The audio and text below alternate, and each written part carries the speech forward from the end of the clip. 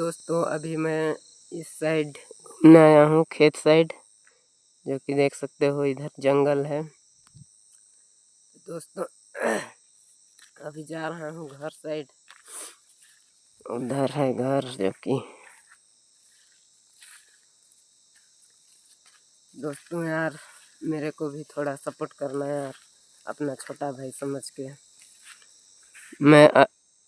मैं भी आज से डेली ब्लॉगिंग करूँगा और आपको नए नए ब्लॉग दिखाता रहूँगा,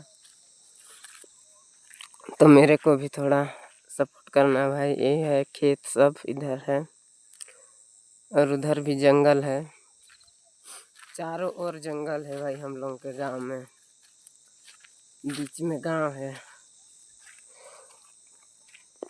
देख रहे हो ना, चारों तरफ जंगल ही जंगल। तो भाई मेरे को भी सपोर्ट करना यार।